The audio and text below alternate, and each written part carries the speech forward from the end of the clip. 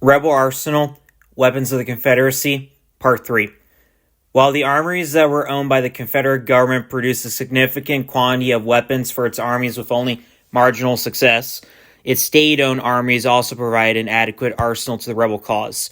Most of these were smaller in size and scope, scattered across the Confederacy, but they nonetheless provided firearms to Confederate forces, particularly those that were close to these manufacturing areas.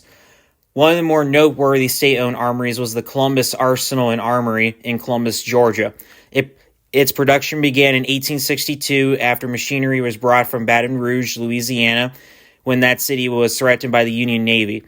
At its peak, around 400 rifles a month were produced.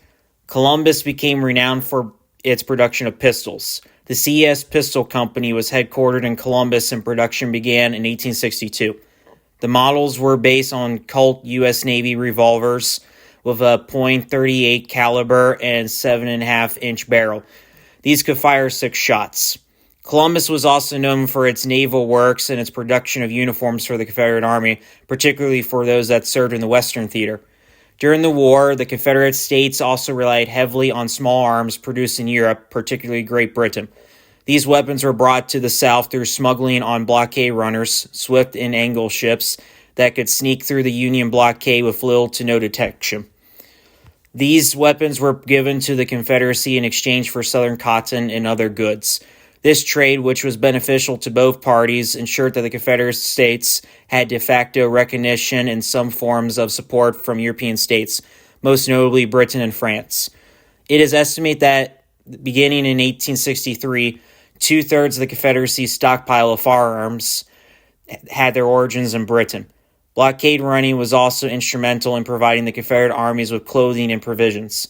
The most noteworthy foreign small arm that made its way into the Confederate ranks was the British pattern 1853 Enfield rifle.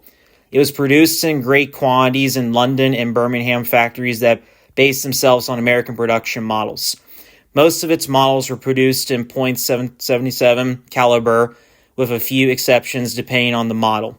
The Enfield was one of the preferred weapons of choice by Confederate soldiers because of its firepower and durability. In fact, many Union soldiers that had older model rifles collected them off dead Confederates or prisoners at the conclusion of a battle. The Siege of Vicksburg, which concluded on July 4, 1863, is a noteworthy example. The Austrian Lorenz rifle was also trophied marble that the Confederates utilized.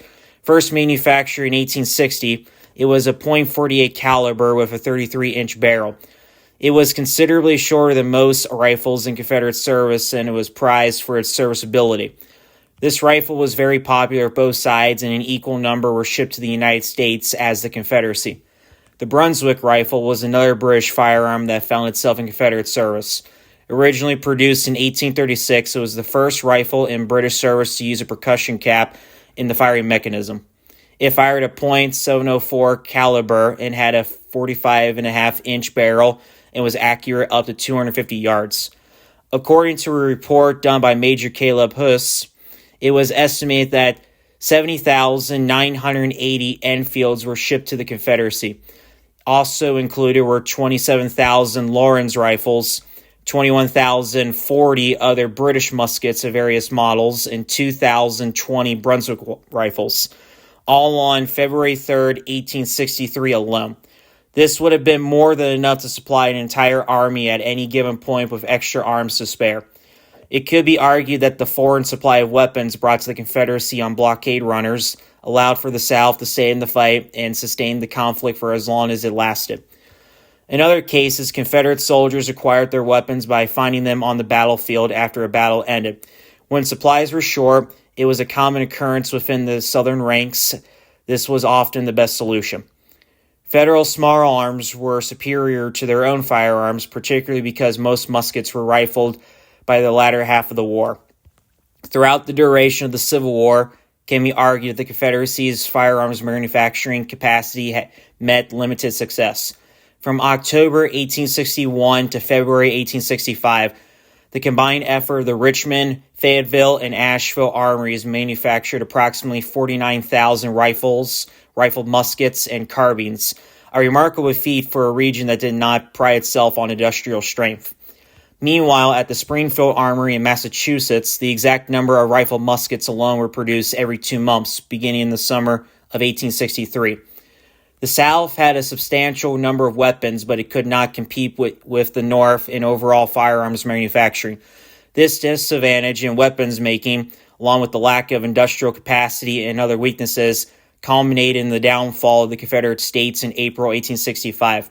The fact that the economy of the pre-war southern United States was based on agriculture and not industry meant that the resources that were needed to conduct a successful war against a much more organized enemy were absent. The Confederacy, in the end, was outmatched and outgunned.